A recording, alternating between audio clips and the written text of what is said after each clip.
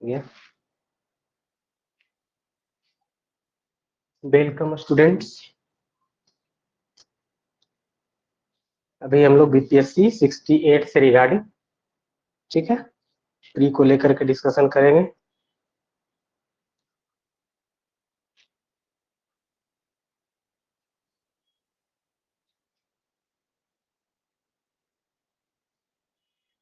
Second,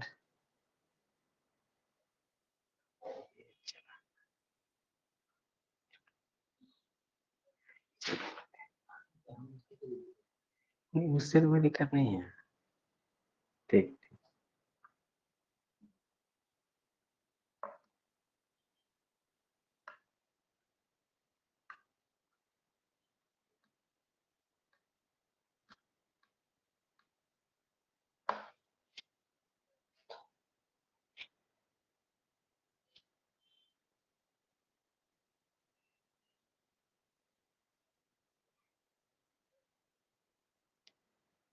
ठीक है। 68 से रिगार्डिंग अभी हम लोग प्री से रिगार्डिंग हम लोग स्टडी करेंगे। और 68 प्री में जैसा कि आप लोग जानते हैं कि यहाँ पे जो हमारा सब्जेक्ट का है एरिया, वो क्या क्या है, हिस्ट्री है, फिर उसके बाद ज्योग्राफी, पॉलिटी, उसके साथ इकोनॉमिक्स, फिर साइंस है, ठीक है। साथ ही साथ करेंट अफेयर है,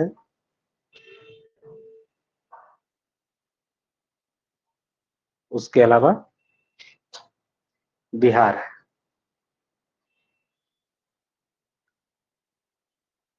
तो इसमें आप लोग जैसा कि जानते होंगे कि जो हमारा हिस्ट्री है,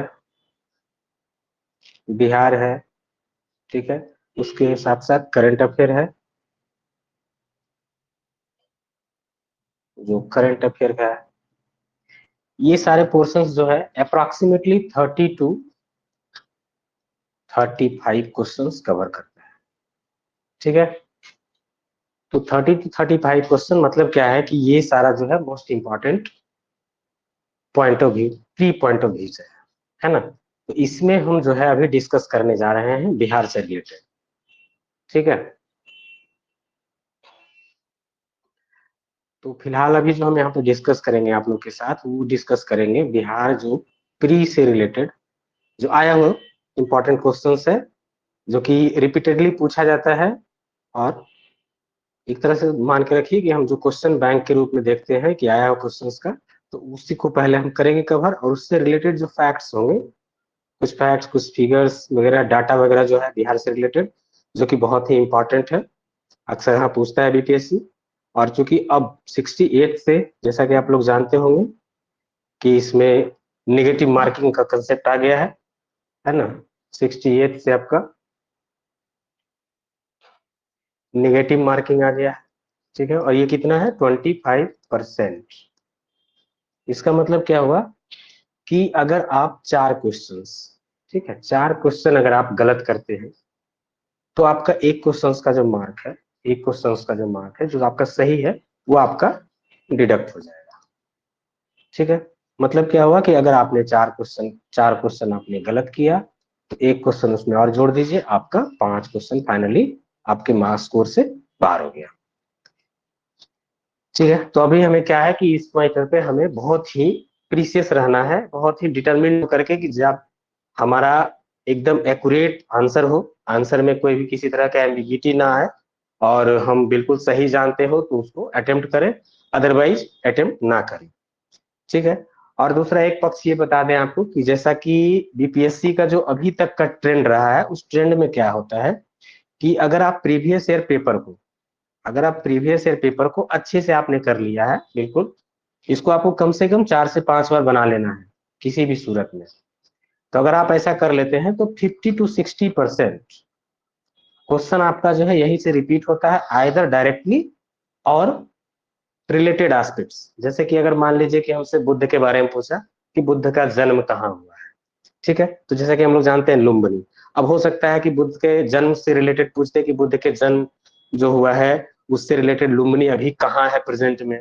तो लुम्बिनी आप लोग जानते हैं, लुम्बिनी जो है, लुम्बिनी वन का नाम था, वो कपिलवस्तु में है और वो नेपाल में है। तो हो सकता है नेपाल आपसे पूछ दे, ठीक है। फिर उससे रिलेटेड एस्पेक्ट्स, इसी तरह से मतलब आपको क्या है कि जो क्वेश्चंस आया हुआ है डायरेक्टली उसको तो पढ़ना ही है, उसके साथ साथ जो है आपका जो रिलेटेड एस्पेक्ट्स है उसको भी आपको समझना है कि ये रिलेटेड एस्पेक्ट्स जो है उससे रिलेटेड इंफॉर्मेशन हमारे पास सारा हो। तो इसीलिए जो है प्रीवियस ईयर पेपर को हमें अच्छी तरह से करना है, ठीक है। आज हम जो है आप लोग के साथ प्रीवियस ईयर पेपर को सॉल्व करते हैं, ठीक है। तो हम स्टार्ट करते हैं प्रीवियस ईयर पेपर, और इससे रिलेटेड चीजों को हम आपके साथ शेयर करते चलेंगे, ठीक है। तो जैसा कि आप लोग देख रहे हैं स्क्रीन पे, पहला क्वेश्चन क्या है, बिहार का आर्थिक सर्वेक्षण, ठीक है। यहाँ पे आपको कंफ्यूज नहीं करना है। जैसे दो तरह से डाटा हमारे पास रहता है, एक रहता है डाटा हमारे पास, वो डाटा क्या है कि हमारे पास एक डाटा आता है सेंसस से रिलेटेड, ठीक है। एक डाटा हमारे पास होता है सेंसस से रिलेटेड, सेंसस, ठीक है। तो सेंसस में अभी हम क्या 2011 सेंसस को फॉलो कर रहे हैं, है ना। तो ये डाटा, और यहाँ जो हमारे सामने जो पूछा गया है आर्थिक सर्वेक्षण 2021-22, ठीक है। तो जो बिहार सरकार बजट से पूर्व, है ना, बजट से पूर्व, प्री बजट ये होता है, बजट के पहले आर्थिक सर्वेक्षण जारी करता है, ठीक है, बजट से पहले। तो ये आर्थिक सर्वेक्षण का ही डाटा हमसे पूछा गया है। तो हम अभी क्या है एग्जाम पॉइंट ऑफ व्यू से, जैसे कि इकोनॉमी में आपने देखा होगा प्रीवियस ईयर पेपर, अगर आप देखे होंगे ऐसा, जैसे कि हम डील भी करेंगे यहाँ पे। तो इकोनॉमिक्स पोर्शन में क्या है कि बहुत सारा डाटा और फैक्ट्स आपसे पूछा जाने लगा है। बीपीएससी 64th के बाद से, 64th से ही बजट वगैरह पूछना शुरू किया है। तो 64th के बाद से जब ये पूछ रहा है, तो आपको इससे रिलेटेड जो है ना बजट आपका, इकोनॉमिक सर्वे मतलब आर्थिक सर्वेक्षण और बजट, ठीक है, ये हम बताएंगे कि क्या क्या इसमें जानना है, किसकी एस्पेक्ट्स को रेगुलरली आपको, ये क्या है एग्जाम जवाब, मतलब आप जैसे 12 फरवरी को एग्जाम हमारा, 12 फरवरी को शेड्यूल्ड है, ठीक है। तो उससे 5 दिन पहले इसको जरूर देख के जाएंगे ताकि डाटा वगैरह हमको याद रहे और हम उसको अच्छे से वहां पे, क्योंकि बिल्कुल ही नियरेस्ट फिगर रहेगा आपके सामने। तो जब तक एग्जैक्टली याद नहीं रहेगा आप सही नहीं कर पाएंगे, और आप तुक्का नहीं लगा सकते हैं क्योंकि निगेटिव मार्किंग है, ठीक है। तो इसके अकॉर्डिंग देखेंगे हम कि जो हमारा सेंसस 2021-22 के अनुसार वर्तमान में राज्य में जो शहरीकरण, ठीक है, शहरीकरण का स्तर, तो आप लोग अगर देखे होंगे इकोनॉमिक सर्वे 2021-22 को, तो उसमें आपने पाया होगा कि जो 15.3 है, ठीक है, ये जो 15.3 है ये है हमारा सही आंसर, है ना, 15.3 है। और अगर हम बात करें सेंसस, सेंसस 2011 की, ठीक है, तो इसके अनुसार कितना है 11.3%, ये हमारा अर्बन है, ठीक है, 11.3% हमारा अर्बन है, और 88.7% जो है वो रूरल है, ठीक है, ये हमको याद रखना है, ठीक है। इससे रिलेटेड एस्पेक्ट्स और क्या याद रखना है कि हमारा जो अर्बन पॉपुलेशन सबसे ज्यादा, अगर डिस्ट्रिक्ट वाइज पूछा जाए, ठीक है, तो डिस्ट्रिक्ट वाइज में क्या है कि जो पटना का अर्बन पॉपुलेशन है वो डिस्ट्रिक्ट में सबसे ज्यादा है, ये सेंसस के अनुसार।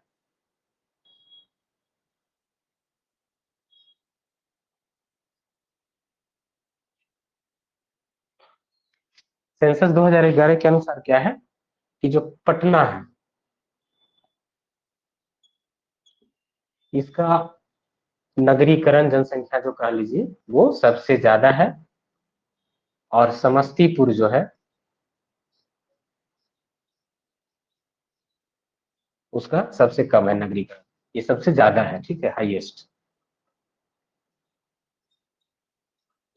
और ये है लोएस्ट। तो ये आपको याद रखना है,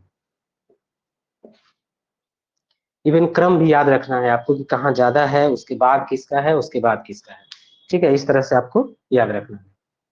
चलिए दूसरा क्वेश्चन देखते हैं ना, कि बिहार में खादी के ब्रांड एम्बेसडर कौन है, ठीक है। दूसरा क्वेश्चन हमारा है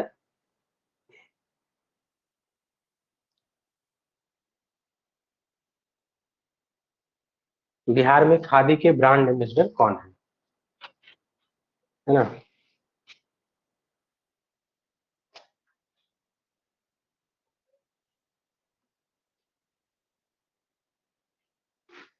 ठीक है, तो अब इसमें आप लोग जानते होंगे कि अभी पटना में खादी मॉल खुला है ना? बिहार सरकार की पहल है ये, खादी मॉल खोला गया है पटना में। और दूसरा जो खादी मॉल है, ठीक है,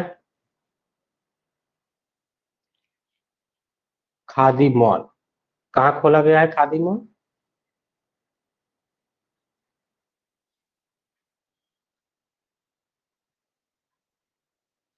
ये है पटना में। इसको कह सकते हैं पहला खादी मॉल जो है वो पटना में है, और दूसरा खादी मॉल दरभंगा। ठीक है, दूसरा जो है वो दरभंगा में।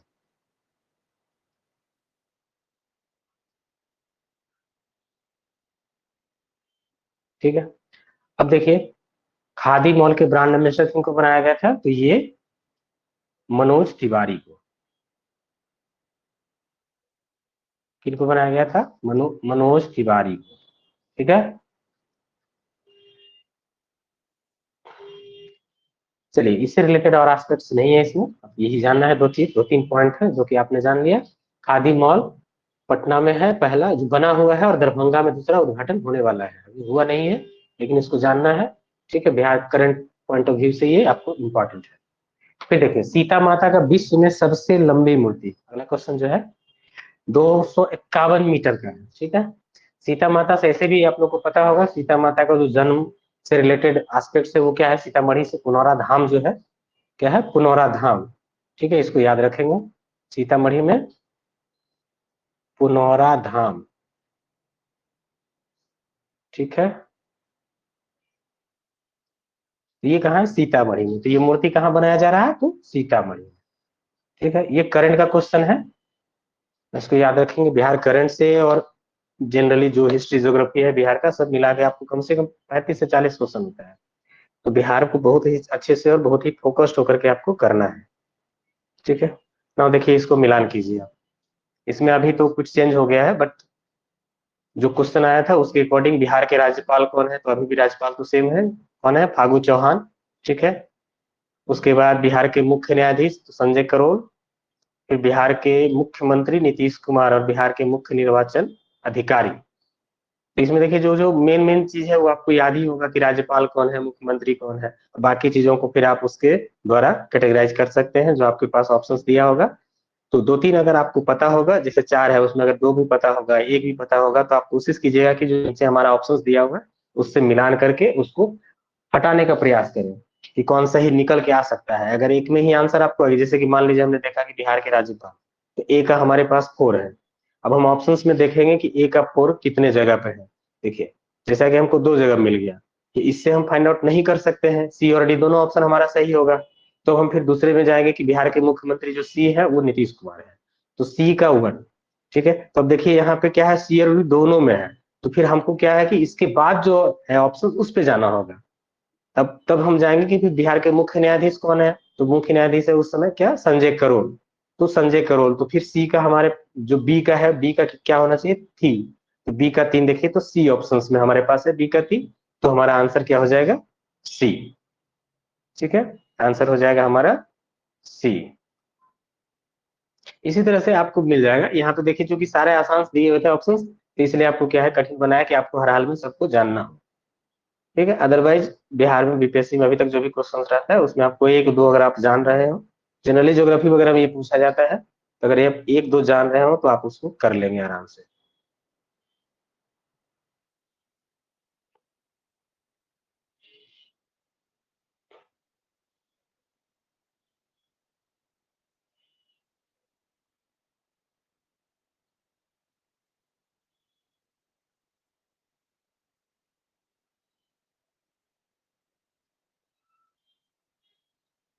ठीक है,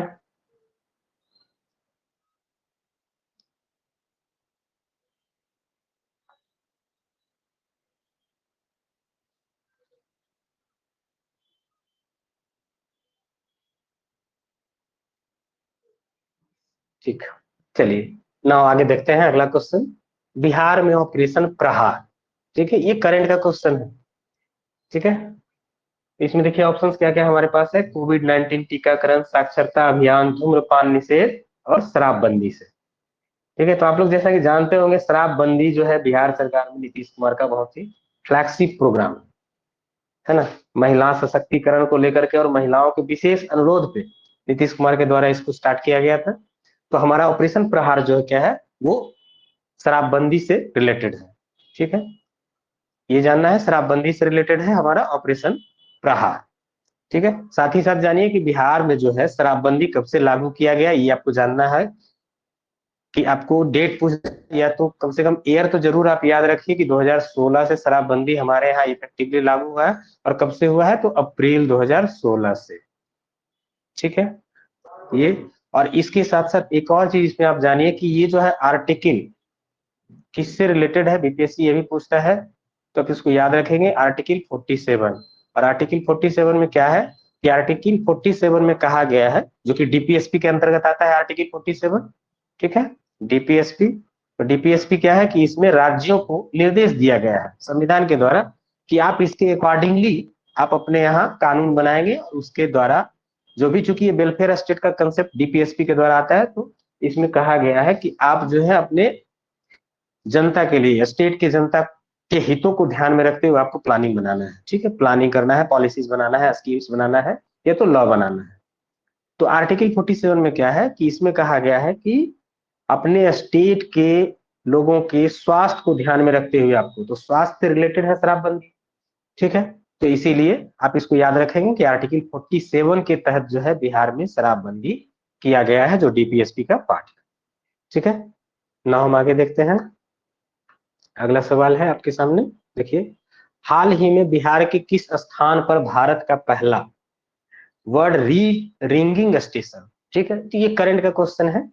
वर्ड रिंगिंग स्टेशन, वर्ड मतलब पक्षी के लिए, ठीक है, ये बनाया गया स्टेशन है और ये है भागलपुर में। इसको एज यूजुअल आप याद रख सकते हैं, इससे रिलेटेड बहुत ज्यादा कुछ फैक्ट्स वगैरह नहीं है।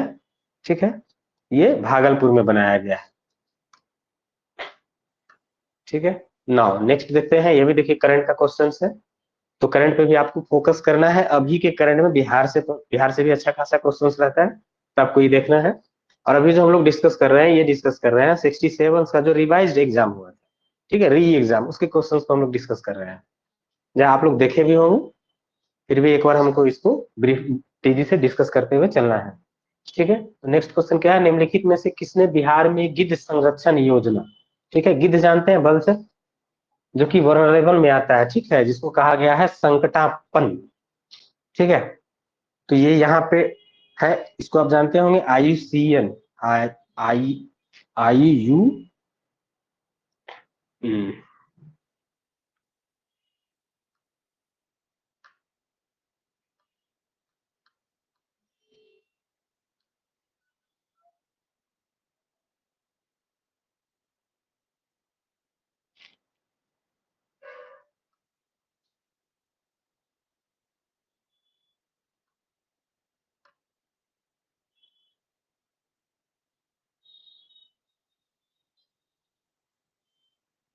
ठीक है, ये देखिए, ये है IUCN, इंटरनेशनल यूनियन फॉर,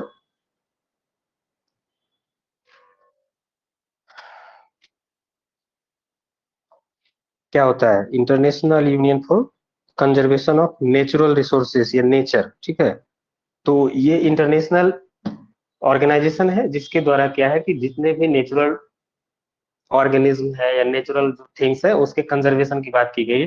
तो उसके अंतर्गत जो है ना, red list, red data book बनाया गया है। उसी रेड डाटा बुक में वल्चर को रखा गया है, तो वल्चर जो है वो संकट ग्रस्त में रखा गया है। ठीक है ना, इसको याद रखिएगा। और ये जो है बिहार सरकार के द्वारा बनाया गया है गिद्ध संरक्षण योजना। ये कहाँ बनाया गया है, तो ये है वाल्मीकि टाइगर रिजर्व। ठीक है, कहाँ है ये, वाल्मीकि टाइगर रिजर्व। ये वाल्मीकि टाइगर रिजर्व कहाँ है, ठीक है, ये है आपका वेस्ट चंपारण, पश्चिमी चंपारण। ये एकमात्र है हमारे बिहार में जो है नेशनल पार्क है। ठीक है, वाल्मीकि टाइगर रिजर्व। एक और इसमें बात याद रखिएगा, टाइगर रिजर्व, टाइगर प्रोजेक्ट है ना, प्रोजेक्ट टाइगर, तो प्रोजेक्ट टाइगर के तहत क्या है, टाइगर रिजर्व बनाया जाता है, प्रोजेक्ट टाइगर।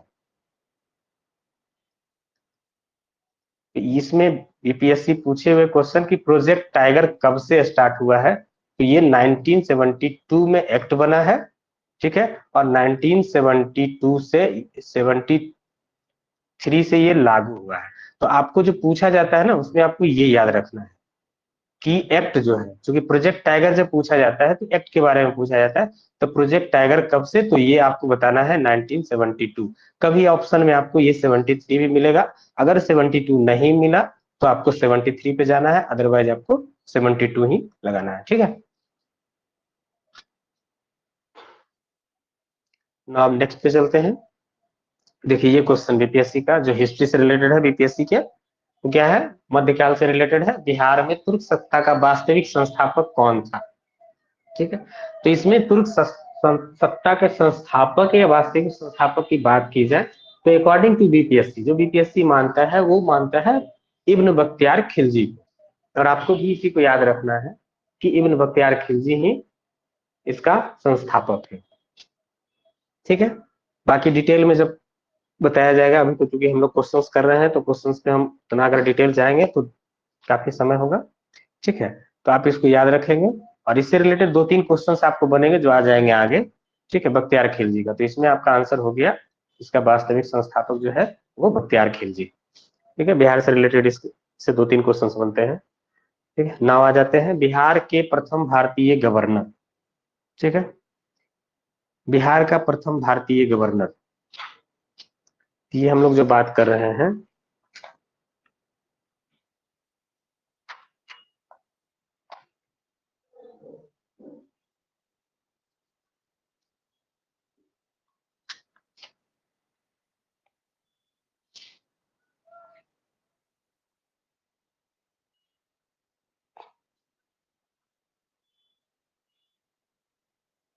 ठीक है। तो ये जो है ना, बिहार के जो प्रथम भारतीय गवर्नर बने थे वो उस समय बने थे जब बिहार और उड़ीसा वगैरह, उड़ीसा कब अलग हुआ है हमारे बिहार से, तो 1936, है ना। तो उससे पहले का ही ये है, 1936 से पहले का ये 1900, ठीक है। तो इसमें जो हमारा आंसर है वो है सत्येंद्र प्रसाद सिन्हा, ठीक है, सत्येंद्र प्रसाद सिन्हा ये बिहार के प्रथम गवर्नर बनाए गए थे।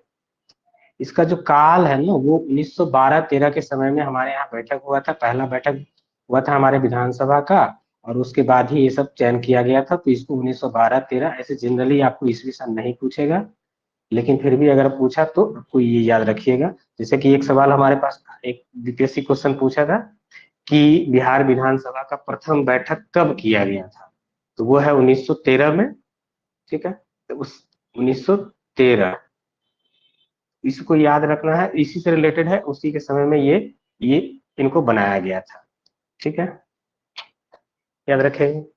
नाउ नेक्स्ट क्वेश्चन जो कि वेरी वेरी इंपॉर्टेंट बीपीएससी के लिए, बीपीएससी इस पे हमेशा इसको इसी से समझ सकते हैं कि 67वीं री एग्जाम में भी इस क्वेश्चन को उसने डाला, और इससे रिलेटेड एस्पेक्ट्स को 67वीं जो पहले हुआ था 8वीं को उसमें भी डाला था, और उससे पहले 66 में भी आपको मिलेगा संथाल विद्रोह से रिलेटेड क्वेश्चन। तो ये वेरी वेरी इंपॉर्टेंट है, संथाल विद्रोह से रिलेटेड आपको हर एक एस्पेक्ट्स को आपको याद रखना है, चाहे वो विद्रोह के नेता कौन थे, कब हुआ विद्रोह, और उससे रिलेटेड कहाँ हुआ, ठीक है, क्या क्या उसका आउटकम रहा, क्योंकि ये आपके मेंस पॉइंट ऑफ व्यू से भी इंपॉर्टेंट है और प्री पॉइंट ऑफ व्यू से भी। तो अभी आप प्री पे है तो प्री पे जनरली फैक्ट्स को याद रखें। तो संताल विद्रोह देखिए इसमें पूछा गया है क्या कि नेता कौन थे, ठीक है। तो आप लोग इसको जानते होंगे, संथाल विद्रोह जो है ये कब हुआ है, संथाल विद्रोह 1855-56, ठीक है,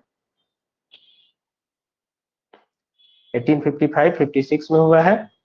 और ये हुआ है कहाँ, तो संथाल बाहुल्य जो हमारा अभी झारखंड बन गया, ठीक है ना, झारखंड जो अलग हो गया, पहले बिहार का पार्ट था, तो झारखंड में, ठीक है, हम लोग जो राजमहल हिल्स वगैरह कहते हैं उससे रिलेटेड एरियाज है, उससे और रिलेटेड भागलपुर वगैरह का जो एरियाज है उस सब में, तो ये सब मिला करके संथाल विद्रोह का एरिया है। और इसके जो नेता है वो नेता है, यहाँ देखिए आपके पास दो नाम दिया गया है, सिद्धू और कान्हू, ठीक है, ये याद रखना है। इसके अलावा चांद और भैरव ये दो नाम आता है, ठीक है, साथ ही साथ इससे दो बहनें भी जुड़ी हुई थी, ठीक है। उसको, उसका नाम था फूलो एंड झानो। ये भी आपको याद रखना है। और इससे रिलेटेड जो है एक यूनिवर्सिटी बनाया गया है झारखंड में, ठीक है, फूलो झानो यूनिवर्सिटी। तो आपको चूंकि वो झारखंड का पार्ट हो गया तो हमारे लिए बहुत इंपॉर्टेंट नहीं है, बट नाम हमको याद रखना है क्योंकि बीपीएससी इससे रिलेटेड हमेशा क्वेश्चन पूछते रहता है। तो ये नाम हमको बेसिकली, ये दोनों नाम तो बिल्कुल याद रखना है। उसके साथ साथ ये चारों भाई थे, ठीक है। ये हो गया। नाउ नेक्स्ट क्वेश्चन पे चलते हैं। बिहार का चौरी विद्रोह किस वर्ष हुआ? ठीक है। देखिए, इससे बहुत रिलेटेड इंफॉर्मेशन कहीं अवेलेबल नहीं है ज्यादा कुछ। अकॉर्डिंग टू बीपीएससी, जो बीपीएससी ने इसमें हमको आंसर दिया है, और एक बुक में बस ये मिला है कि चौरी विद्रोह जो है वो 1795 से लेकर के और 1800 तक के काल को माना गया है, ठीक है, चौरी विद्रोह का काल। तो इसके अकॉर्डिंग क्या होता है कि 1798 जो है हमारा नियरेस्ट है, और बीपीएससी ने भी इसी को माना है, ठीक है। तो इसको आप जस्ट याद कर लीजिए एज ए फैक्ट, बट इससे रिलेटेड कोई इंफॉर्मेशन नहीं है कि एक्चुअली ये विद्रोह कहाँ हुआ था और ये विद्रोह क्या था, ठीक है। जैसा कुछ इंफॉर्मेशन होगा हम आपको जरूर शेयर करेंगे।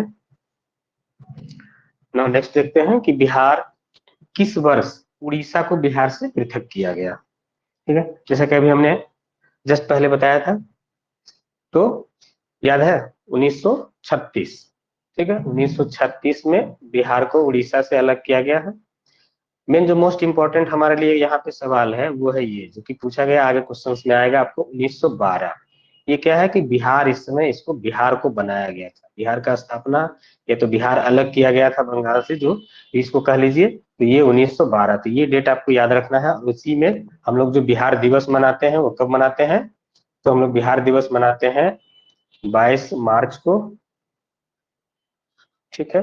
तो 22 मार्च को हम बिहार दिवस मनाते हैं, बिहार बनने के। और ऑफिशियली जो ये 1 अप्रैल का डेट है, उस दिन से हम ऑफिशियली बिहार अलग हो गया था, ठीक है। तो इसको याद रखेंगे बिहार दिवस के रूप में, डेट याद रखेंगे बिहार का। और यहाँ जो क्वेश्चन है उसके अकॉर्डिंग होगा हमारा आंसर 1936, क्योंकि उड़ीसा कब अलग हुआ है ये पूछा है, ठीक है। नाउ आगे देखिए, ये सब फैक्ट्स है जो आपको याद रखना है बिल्कुल भी, ठीक है। बिहार का कुल भौगोलिक क्षेत्रफल कितना है, ठीक है, बिल्कुल ही फैक्ट है, आपको याद रखना है, इसमें कुछ सोचने की जरूरत नहीं है। और ये कितना है? 94,163 स्क्वायर किलोमीटर या वर्ग किलोमीटर, ठीक है। ये हमारा एरिया है हमारे बिहार का। हमारा बिहार कैसा है दिखने में? तो आयताकार है, ठीक है। ये भी याद रखना है, कहीं पूछ दे, क्योंकि फैक्ट्स है, फैक्ट से रिलेटेड पूछते रहता है, ठीक है ना। अगला क्वेश्चन देखते हैं हम लोग। बिहार का सूख किस नदी को कहा जाता है, ठीक है। जैसे कि आप लोग जानते होंगे बंगाल का सूख किसे कहा जाता है, तो उसी तरह से बिहार का सूख, सूख क्यों कहा जाता है? क्योंकि बिहार की एक ऐसी नदी, ठीक है, जो बिहार में बाढ़ के लिए रिस्पॉन्सिबल है, और बहुत ही फ्रीक्वेंटली यहाँ बाढ़ आते रहता है। तो कौन सी नदी है? आप लोग जानते होंगे, कोसी नदी, उत्तरी बिहार की नदी है, ठीक है। तो आपको देखिए, ये बिहार की नदियां एक बार हम बताएंगे फिर डिटेल में नदी के बारे में बिहार से रिलेटेड, तो उसमें आपको जानना है कि कौन सी नदी कहाँ से निकली है। इवन एक क्वेश्चन ऐसा भी आया है जिसमें ये पूछा गया है कि लंबाई कितनी है। तो आपको बिहार में जो बहने वाली नदी है उस नदी से रिलेटेड आपको ये एस्पेक्ट्स भी याद करना होगा कि कौन सी नदी कितनी लंबी है और कितनी लंबाई बिहार में उसका प्रवाहित होता है, जिसका लंबाई कितना है, ठीक है। थोड़ा सा डेप्थ से कुछ एग्जाम में पूछ दिया है। तो ना अभी हम यहाँ पे क्वेश्चन पॉइंट ऑफ व्यू से देखें तो इसका आंसर होगा सी। सी, कोसी नदी जो है हमेशा बाढ़, और कोसी बेल्ट ही एक कहा गया है जिसमें क्या, सहरसा, सुपौल और मधेपुरा आता है, ठीक है। ये 3 डिस्ट्रिक्ट है जो कि बिल्कुल कोसी से प्रभावित होता है, इसीलिए इस डिस्ट्रिक्ट, तीनों डिस्ट्रिक्ट को, सहरसा, सुपौल और मधेपुरा को कोसी बेल्ट कहा जाता है, ठीक है। Next question.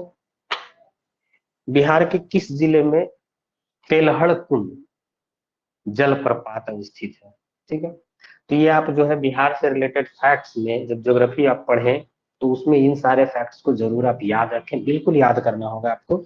लाइक ककोलत जलप्रपात, तेलहर कुंड जलप्रपात, जो हमारे पास पूछा हुआ है, तेलहर कुंड जलप्रपात। उसके अलावा करकट जलप्रपात, दुर्गावती जलप्रपात, कर्मनासा जलप्रपात, धुआं कुंड जलप्रपात, और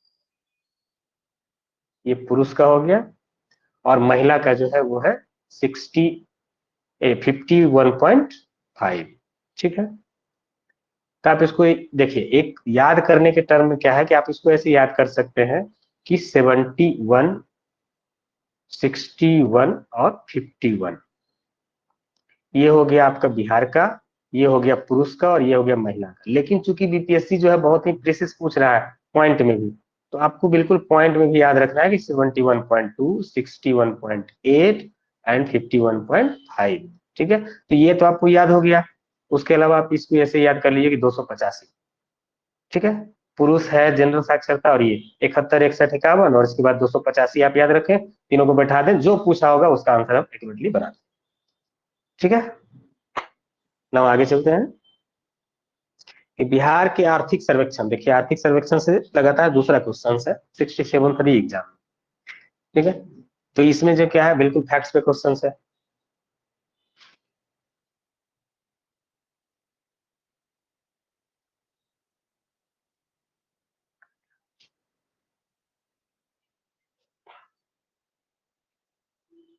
ठीक है, ये फैक्ट से क्वेश्चन है।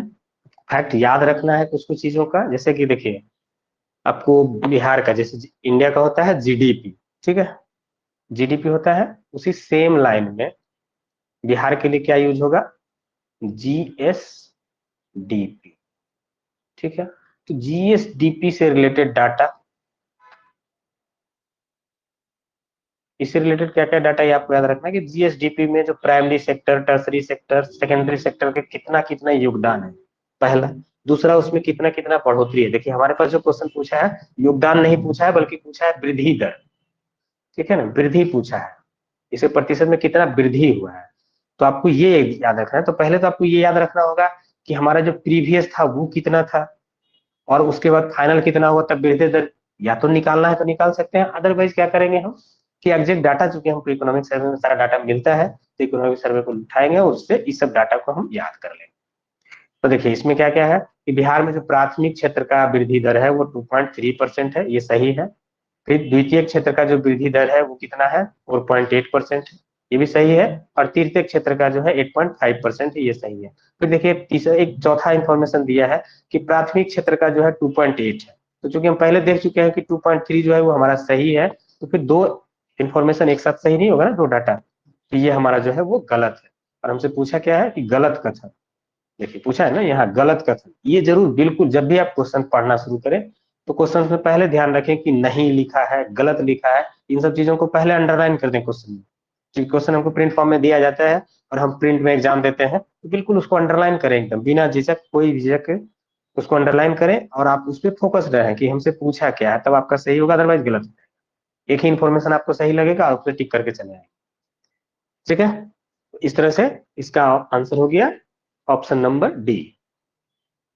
ठीक है, नाउ देखिए, एक बहुत इंटरेस्टिंग शहरीकरण, जो भी हम बता रहे थे कि सेंसस के अकॉर्डिंग हमको शहरीकरण याद रखना है, और दूसरा चूंकि से इकोनॉमिक सर्वे के अनुसार भी पूछा है, आर्थिक सर्वेक्षण के अनुसार भी पूछ दिया है, तो आर्थिक सर्वेक्षण को भी ध्यान में रखते हुए करना है। अब देखिए, यहाँ पे क्या है कि हमारे पास जो क्वेश्चंस में डाटा है वो तीन तीन जिले का है। ठीक है, तो कम से कम अब जो याद रखना है, इससे पहले भी बीपीएससी पूछा है, 66 में पूछा है, आपको जो टॉप होता है, जैसे हम लोग याद रखते हैं कि शिक्षा में सबसे ज्यादा कौन सा डिस्ट्रिक्ट का परफॉर्मेंस है, सबसे कम किसका है, लेकिन अब वो नहीं, आपको दो तीन याद रखना होगा। ठीक है, तो उसी पर्सपेक्टिव में देखिए क्या है उसमें। देखिए, अब दूसरा यहाँ पे,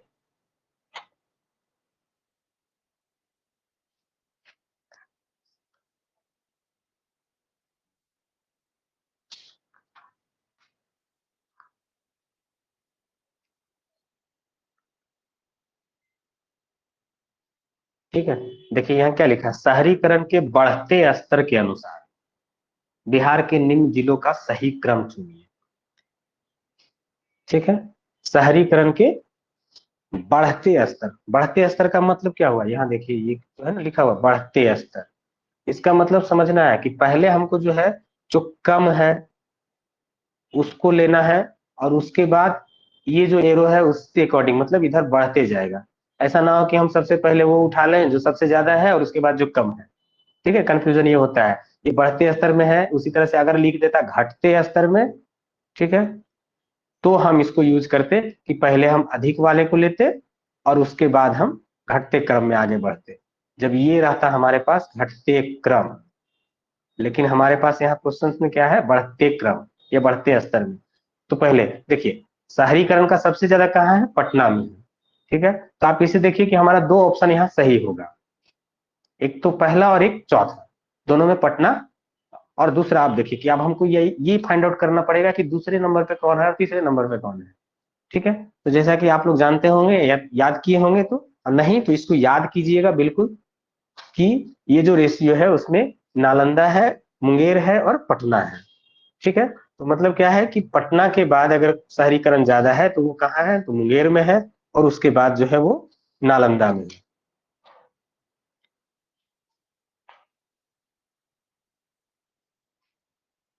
ठीक है, तो इसका आंसर हो जाएगा हमारा नालंदा, मुंगेर और पटना।